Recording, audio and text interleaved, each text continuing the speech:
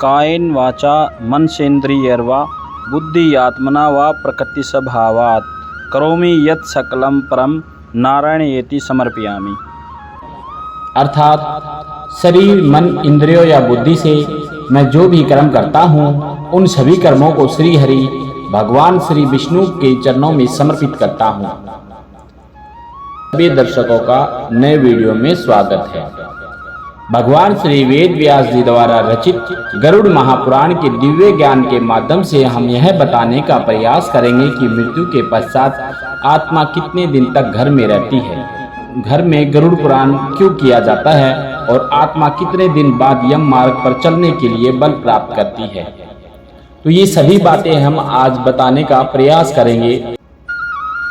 गरुड़ देव जी ने श्री हरि विष्णु से पूछा कि हे भगवान, जब मृतक का दाह संस्कार हो जाता है तो उसकी आत्मा कहाँ रहती है और मृतक के लिए शोक कैसे करना चाहिए, यह ज्ञान मुझे देकर मेरा मार्गदर्शन करें। तब भगवान विष्णु जी ने कहा कि हे गरुड़, जब दाह संस्कार हो जाता है, जब परिजन अपने घर को आ जाते हैं तो मृतक की आत्मा भी घर में ही रहती है। इस समय सारा परिवार शोकाकुल रहता है और आत्मा उनको समझाने का प्रयास करती रहती है, लेकिन इस बात का एहसास किसी को भी नहीं होता। हे पक्षीराज, अब मैं तुम्हें मृतक के लिए शोक करने के बारे में बताता हूँ। दाह संस्कार करने के बाद सभी परिजन घर आते हैं तो सभी परिजनों को 10 दिन तक असोज अथवा सूतक का पालन करना चाहिए। घर के सभी सदस्यों को जमीन पर ही सोना चाहिए तथा नमक से रहित भोजन करना चाहिए। घर के किसी भी सदस्य को श्रृंगार नहीं करना चाहिए, शरीर पर तेल नहीं लगाना चाहिए। घर में किसी भी तरह का कोई धार्मिक अनुष्ठान या पूजा पाठ नहीं होना चाहिए। किसी को भी कोई नवीन अथवा नई वस्तु नहीं खरीदनी चाहिए। ब्रह्मचार्य का व्रत का पालन करना चाहिए और शाकाहारी भोजन करना चाहिए। सभी को इस सूतक काल के अंदर दान एवं ध्यान से दूर रहना चाहिए। यह विधि सोच तो समय क्रिया द्वारा 10 दिन में समाप्त होता है। मृतक की आत्मा को शांति के लिए पुत्र आदि को 10 दिन तक पिंडदान करना चाहिए।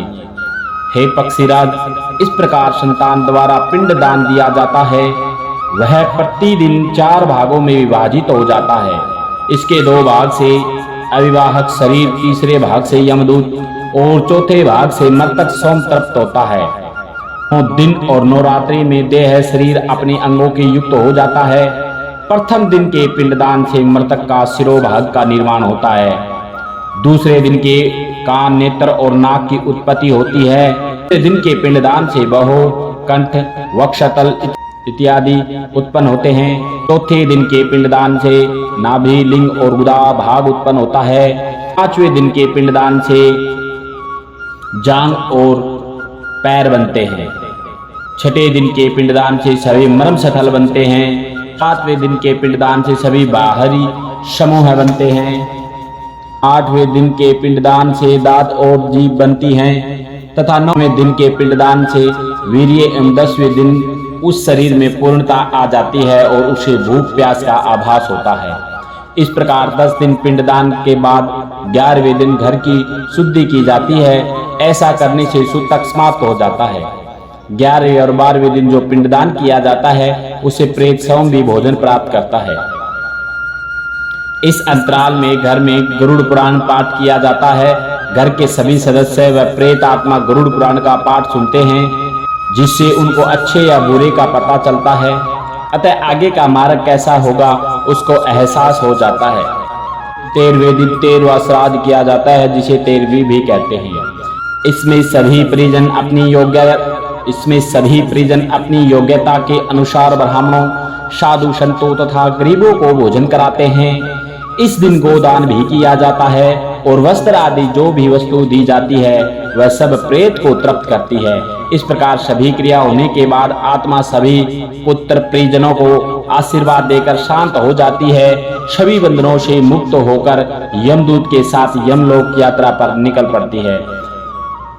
तो यह थी आत्मा का घर पर रहना, गरुड़ पुराण तथा 13वीं और आत्मा यम मार्ग पर चलने के लिए बल प्राप्त होना। ये छोटी सी जानकारी हमने आपको दी।